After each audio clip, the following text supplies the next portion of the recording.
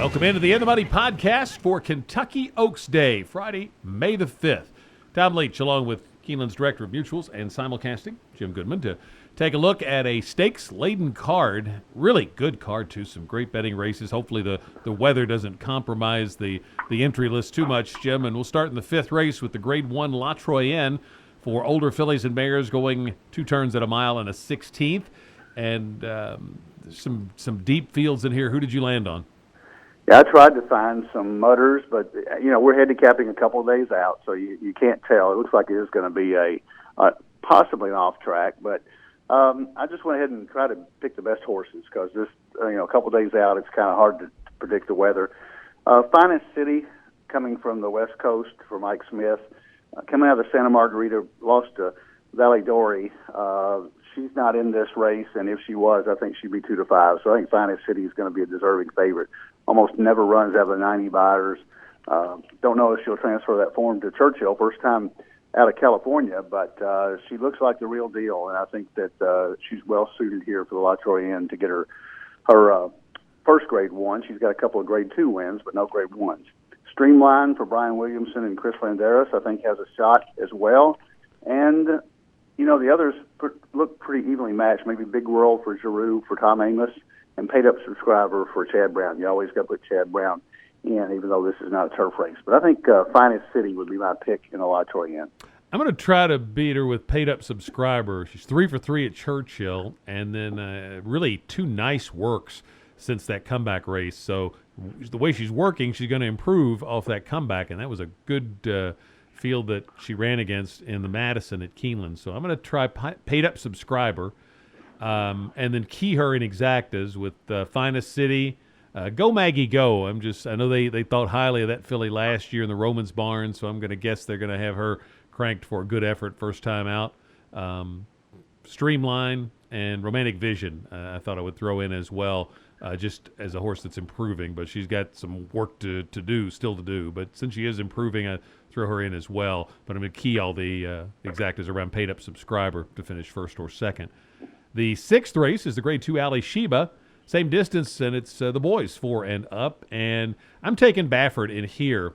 This is a strong group, but American Freedom is training just lights out. And when Baffert horses train that way, they usually run well. And his one bad race was on this track. That gives me a little pause, but I'm figuring Baffert certainly saw it. And if he's confident enough to bring him back, then I'm going to take a stand with American Freedom. I certainly would not single him in multi-races. I think Honorable Duty looks awfully tough in here. Breaking Lucky I would include. And then I would also include Birdsong because he might look like he didn't want to go that far last time, and he is shortening up from 1 1/8 to 1 1/16. But that was one of the days when there was a heavy closer bias. It was real windy, and nothing won on the front end that day. And this horse was on the front, so I'm going to give him a little bit of a pass and say that race was better than it looks on paper, but I just couldn't pick that one to beat this bunch. So I'm going to go with American Freedom, the 9. How about you? Yeah, how could Birdsong Lucky to run against a bias where it was almost speed favoring the other days? But I remember that day as well on the 15th of April. I couldn't separate I've got 4 horses here that really are hard to separate for me. The ones that you talked about, American Freedom, obviously. Last race was the Travers. I got a little concerned about that layoff. He hasn't run since Arrogant ran that 127 or whatever it was by her in the Travers. He got a 104 for getting me by 13 lengths. So American Freedom is training well, but I got a little concerned about the layoff. So Breaking Lucky and Honorable Duty, both coming out of the Fairgrounds New Orleans handicap, a neck apart. I can't separate those two, although Breaking Lucky is a little more consistent. And then I threw in Noble Bird. Noble Bird has dropped off the face of the earth after running that 109 in the Fayette last October, and then did not run at all in the Clark, and then has got some betting support. Actually was the favorite in that New Orleans handicap and didn't run very well. I don't know what's gone wrong with him, but he does like Churchill, 2 for 5 here, so a couple of his best races have been at Churchill. So in the multi-legs, I would take those 4 horses. I'd probably take Honorable Duty or Breaking Lucky over American Freedom simply because of the layoff, but not much to separate them. Probably Breaking Lucky if you made me play him over those 3 horses with all in the trifecta. 7th race begins a pick 5. The 6th began the pick 6. The 7th race is 5 furlongs on the turf, the Twin Spires Turf Sprint. Got several horses that ran in the Turf Sprint stake at Keeneland coming into this one. Got Pure Sensation coming in from New York, first start off the layoff. Y2 from California. So it's an interesting mix here. Where did you land? Yeah, I think a 5 furlong race is great. This is going to be a blanket finish, I think, and I would give a slight edge to Holding Gold coming out of Shakertown, who just held off Green Mask there, and there was a neck separating them, or actually yes, a neck, and Green Mask has a lot of back class, but the one that I would like here before the back class is Pure Sensation coming off the layoff. Last time he ran as a Breeders' Cup Turf Sprint, he put together 4 straight plus 100 buyers, training well for this for Christophe Clement. So I would take Pure Sensation, the 8 here, over a bunch of horses, including Holding Gold, the 3, Y2, the 4, Partly Mocha, the 9, Green Mask, the 12, all have a shot in here. I think it's a well-matched field, but because of back class and because of Christophe Clement getting this horse ready off a layoff, and Pure Sensation might be my pick here to come from just off the pace, so the 8 horse in the Twin Spires Turf Sprint. I'm going to take a little bit of a swing here on the 9, Partly Mocha. I think the last race is a lot better than it looks on paper. Slow start, wide trip. I just thought he had a good bit of trouble. And I think this horse may get lost in the betting because there's a big speed figure for Holding Gold last time. The class, back Pure Sensation, Green Mask always gets bet. Got Y2 with a good record. So kind of thinking Partly Mocha might end up being an overlay, and I'm going to be seduced by that and go to the 9 horse. But I'm going to use him. I think probably the smart play is just exact a box of as many as you can afford. Holding Gold's my next pick, then Pure Sensation, then Green Mask, then Y2. So go as deep as your budget allows you there. That's how I pick them in that order. The 8th race is the Grade 2 8 Bells. It starts one of the 2 pick 4s on the back half of the card. This one goes through the Oaks. It's a 7 furlong race for 3-year-old fillies. I took Pletcher in here, Gallia. Pletcher's usually good on these big days, and strong local work for this horse. The speed figures are nothing to shout about, but the record's good, and I'm just thinking that she makes a jump up today. This is the breakout performance. But this is also one where I'd go a little deeper in an exact, if you're going to play the race in an exacta box, kind of as many of these as you can afford. I like Union Strike. I like Benner Island, and I like both Cassie's, Pretty City Dancer and Let It Ride Mom. So I'm going to use all 5 of those when we get to the pick 4. But my win pick is going to be Gallia in the 8 Bells. How about you? Yeah, this is the filly race for the sprinters who some of them were on the Oaks Trail and didn't make it. Some of them are just better sprinters, and so I went 5 deep in the pick 4 here as well. And my top pick would probably be. Gallia scares me a little bit with the speed figures, even though she's 3 for 3. Florida Fabulous, the 9, is 2 for 2 and won easily at Gulfstream. But I would probably go with Golden Mischief for Ortiz and Asmussen here. The last race at Oakland sets her up really well. Her Majesty beat her in the $150,000 stakes race and came back and won. And she was closing at the end, and I'm going to take a little bit of a price maybe here on Asmussen, but I would also use the 2 I mentioned plus Union Strike, who ran behind Abel Tasman, only 6.5 lengths in the Starlet, and Abel Tasman, of course, came back and ran second in the Santa Anita Oaks and is running in the Kentucky Oaks today. And then the 10 horse Gallia obviously has a shot in here. Pretty City Dancer for Mark Cassey, a lot of back class, won the Spinaway by 5.5 last year at 7 furlongs, so comes back to one of her best distances. Didn't have a shot in the Ashland after getting off a bad start, so Pretty City Dancer is one I would include as well. But Golden Mischief, Pretty Sure, and probably Gallia would be my top 3 choices here. Yeah, and if I went one more, I think it would be Golden Mischief. I just tried to peer down the ticket, but you make a good point about that Our Majesty race because she came back looked awfully good at Keeneland. 10th race is the Grade 3 Edgewood. These 3-year-old fillies on the turf here at 1 mile and a 16th.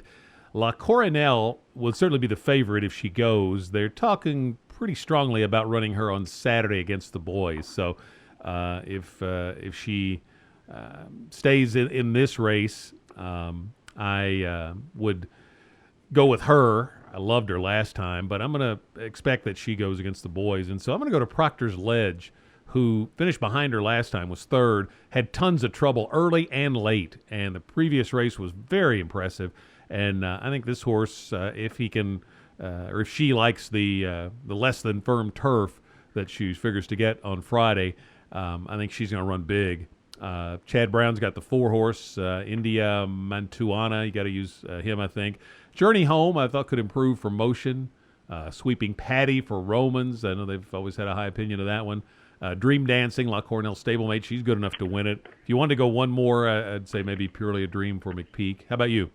If Laura Cornell runs, she's a single in the pick 4 for me. But if she doesn't run, I'm like you. I'm going to take the horse that comes out of the same race, Proctor's Ledge.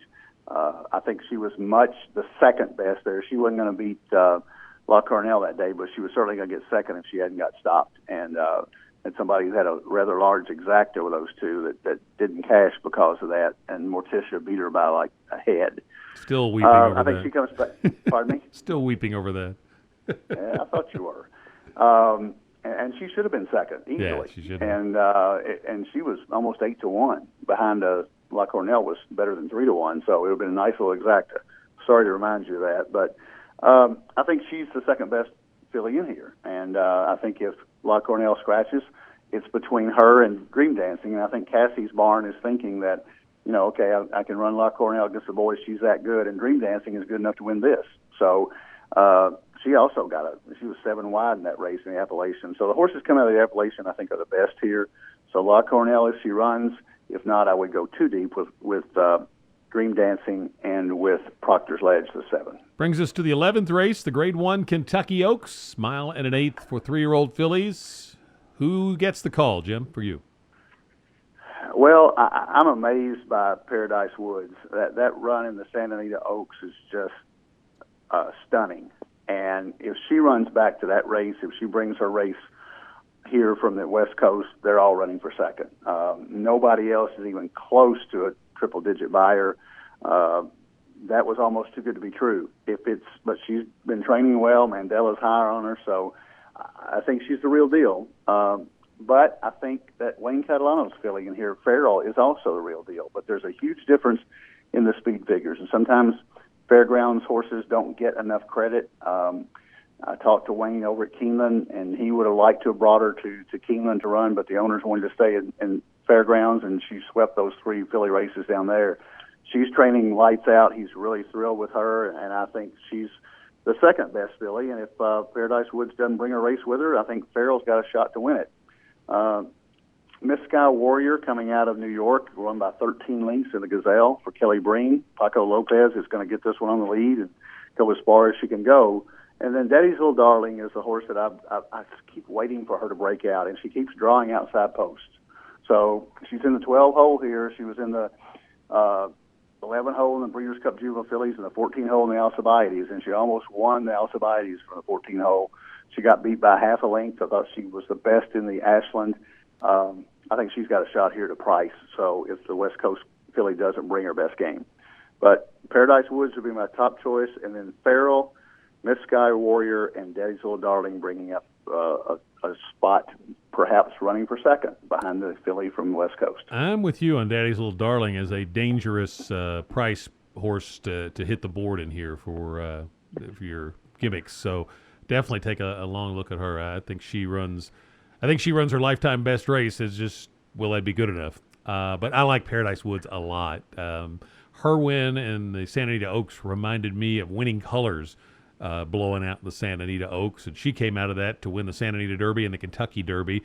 And if Paradise Woods in the Kentucky Derby on Saturday, I'd have her tied up to whoever I thought would win the Oaks in an Oaks Derby double with others. I wouldn't single her in the Derby, but I'd make her a contender. So I love her. She could bounce to the moon off that big speed figure jump, and that's the concern. But I'm gonna take a stand that she won't. I love her workouts. Mandela's not a guy that talks a lot, and he's really talked her up since that win. So Paradise Woods for me. She's a single for me in the pick 4, at least the one that starts in the 8th race. Salty I like a good bit too. I was real impressed with her race last time. She's like Paradise Woods, lightly raced. Farrell's got an experience advantage on him. But I'm going to use the 3 outside horses, Daddy's Little Darling, Abel Tasman, and Salty, underneath Paradise Woods. And I'll flip it for a little bit less the other way in case Paradise Woods were to get upset. But she's my strong pick. Now let's go to the 8th race for the pick 4 that begins with the 8 bells. I'm going to use 5 in there, the 1, 2, 4, 10, 11, and that could be talked into this. I think it's the 7 that you liked as well. Then I'm going to use 5 horses in the 9th race. I liked River Echo last time. I think this might be a little softer spot, but since I'm going to single later on, I'm going to also use the 3, 7, 8, and 9. So 3, 4, 7, 8, 9 in the 9th race. Then in the Edgewood, I'm going to use Proctor's Ledge, Dream Dancing, and I'll get La Coronel if she's also in there. And I'm going to include Chad Brown's horse and Journey Home for a price, and then I'm going to single Paradise Woods. How about you?